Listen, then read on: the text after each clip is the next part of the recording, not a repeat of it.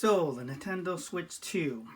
Um, you know, I watched a few videos. I've played with my friends Nintendo Switch 2. I tried it out at the store. Um, I just don't think I'll be buying one, honestly, tell you the truth. And I may never end up buying one.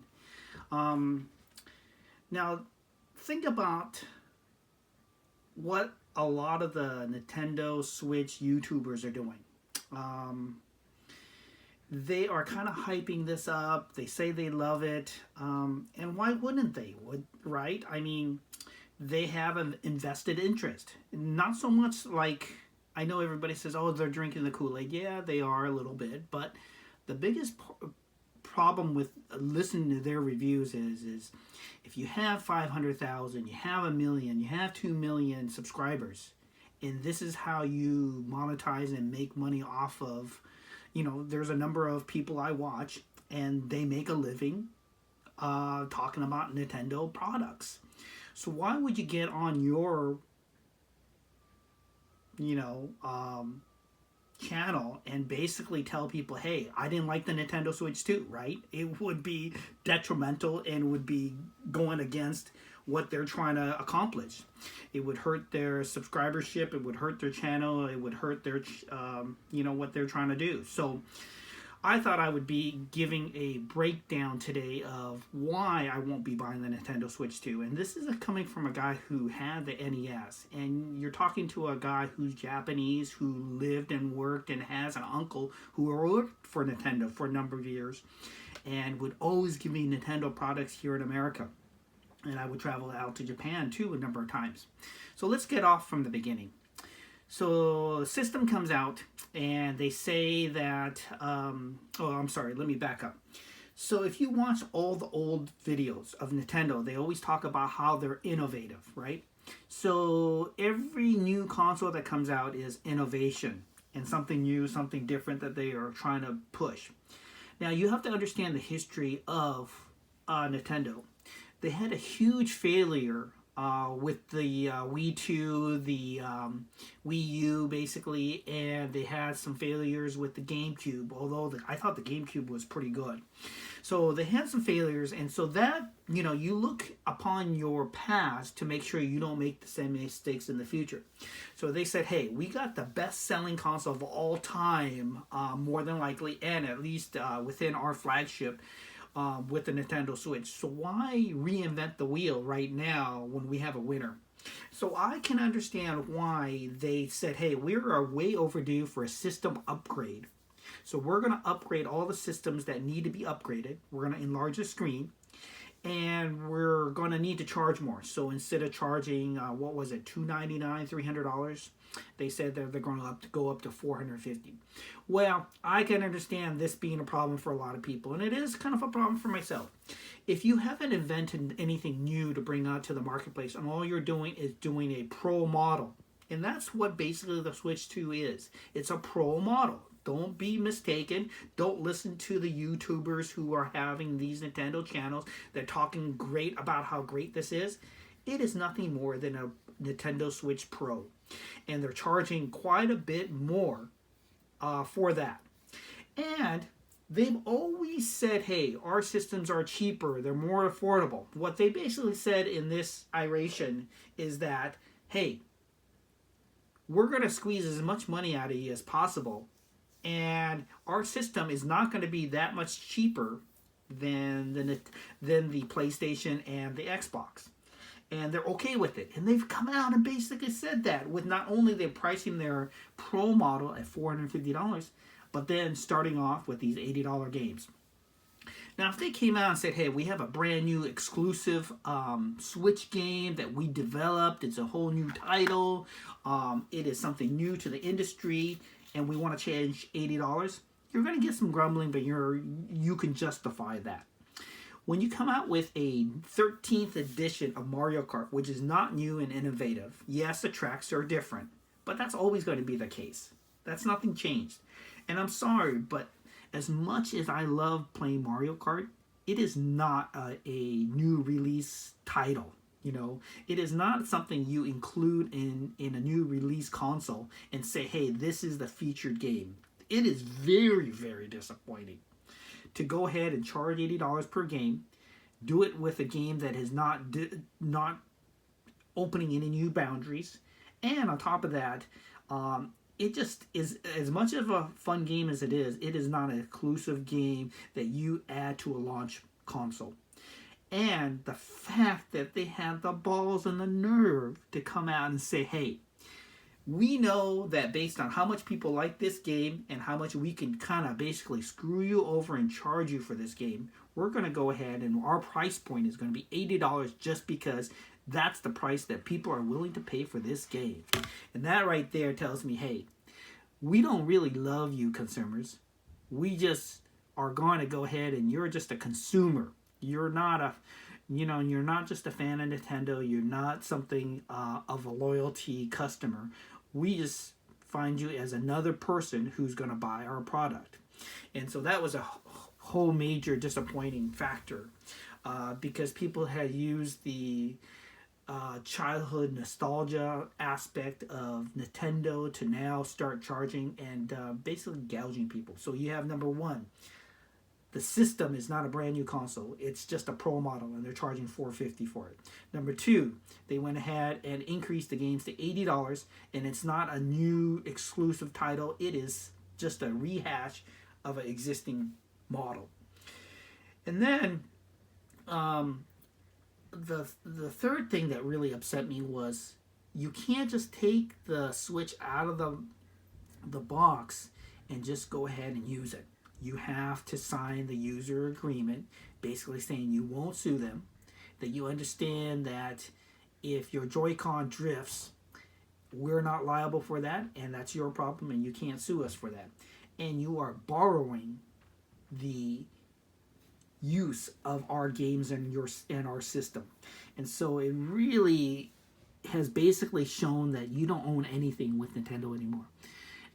You have basically borrowed the right to play the game using their system and their tools. And any chance or any issues where you want to go ahead and take them to court for an issue or problem, they're not having it. And then one of the other things is the key code issue. Right now, when you take the device and you take the a game that it's not physically on the chip right now, and it's basically inside of, basically you type in the code to go ahead and download the rest of or the game itself, you're basically borrowing the right to play.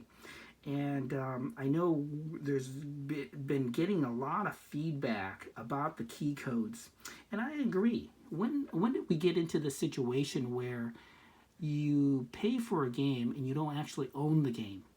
And in the future, at some point down the road, if they decide, hey, you don't get the game anymore, they have the right to go ahead and stop you from playing it, and you don't own it physically.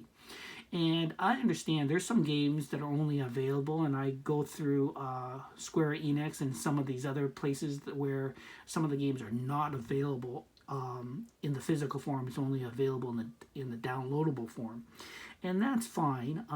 But I always like it when they give you the option of, hey, you could download it on the go. You can go ahead and buy the physical copy, and then if I'm done with the game and I've beaten it and I want to just sell it or get rid of it, or I don't need it anymore, I want to be able to put it away or take it off my system, I can. And I think the whole situation with Nintendo is I don't give them the benefit of the doubt. The whole key code thing is, the key codes and key cards or whatever you want to call them, it basically is their way of basically not allowing you to have a physical copy. And so you can't pass it on to a friend, you can't sell it at a later date. You are just paying them a right to borrow that. And so when you factor in all these things, the system itself is just a pro model at an exorbitant amount.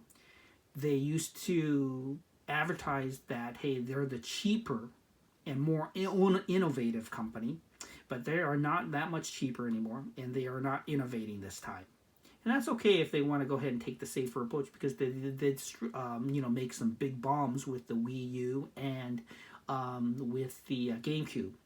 And then the next step is they went ahead and introduced the $80 game. If I was working with them and in their marketing and management department, I would be fine with bringing an $80 game. It was something new and something amazing. But it's not. You brought Mario Kart and you're charging $80. And then you had the nerve to make the comments you made about why you went ahead and charged $80, which is just unfathomable. And then the fact that when you buy the system right out of the box, you can't power up and use it. You have to sign these ridiculous user agreements. And then not owning the physical games is another issue. The fact that there's also another issue that I have with people buying the system right now, and these YouTubers who have these Nintendo Switch channels. Look, there's not hardly any content out there. For you to have launched a new system and have hardly any new content, or no, Super Mario or Mario Odyssey type game that is new to the new launch of the system, is ridiculous. And just giving us Mario Kart is not pushing the boundaries and providing a service for your loyal customers. And then here's another one. This will be the last one I bring up, and then I've got to run. But for you to include a chat button on the bottom left of the portable device, but then it's not activated, you disactivate it unless you pay a $10 subscription to chat with your friends while you play. I mean, you got to be kidding me. You have nickel and dimed everybody. And then let me tell you, the welcome packet game for $10. We feel that this game, we can squeeze $10 out of you. Now, PS5 went ahead and the Astrobot game was free that you can play around, kind of test around. But now for Nintendo, we're going to charge you that $10. I mean, how nickel and dime are you going to be? You basically have destroyed any sort of goodwill that you had in this generation of the launch. You have upset so many people, and outside of YouTube channelers and people who have their own Nintendo Switch channel that they're launching or have launched, outside of these people, if you listen to anybody else, it's overwhelmingly negative about all these things, from the system being expensive to $80 games, to can't power up and use the system without signing away and signing your right to sue them, along with user agreements, along with not owning physical games, to Mario Kart launch as the premier game, which is not, it's a great game, but it's not a launch title. And then the fact that you shut down the chat feature and you're charging $10 for the intro game. I mean, you have really outdone yourselves. You have basically squeezed and monetized and charged and upped the price on every little thing, and you have upset your core loyal followers to the point where myself, I've always owned every single Nintendo product, little gimmick thing that I bought. I bought it and used and tried and played, and it brought back great memories. But the fact that you've gone this route has left such a bad taste in my mouth, and I think it's going to be there for a long time. You just have abused and took advantage of people's good graces, and so I will not be buying the Nintendo Switch 2. Now, I'll probably be playing my Nintendo Switch regularly, and when you have over 100 games, I mean, I honestly, I think I'm closer to 200 games, so let's be honest here. I have close to 200 games, and I'll just play those 200 games. I won't be buying a Nintendo Switch 2. And once my Nintendo Switch breaks, I don't know. I may not even invest in a new Nintendo or a used Nintendo Switch. So anyways, that's just a little bit of my 2 cents worth. I think most of us out there should take a stand and not buy Nintendo Switch 2. I think they've sold, over 153 million copies or consoles of the Nintendo Switch. Yes, they sold 3.5 million Nintendo Switch 2s, which is basically a Nintendo Switch Pro, in 3 days or 4 days. But I think most of us should just avoid buying the Nintendo Switch 2. I think it it would send the wrong message to Nintendo.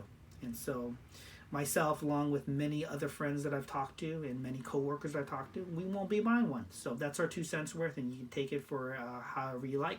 Take care, guys.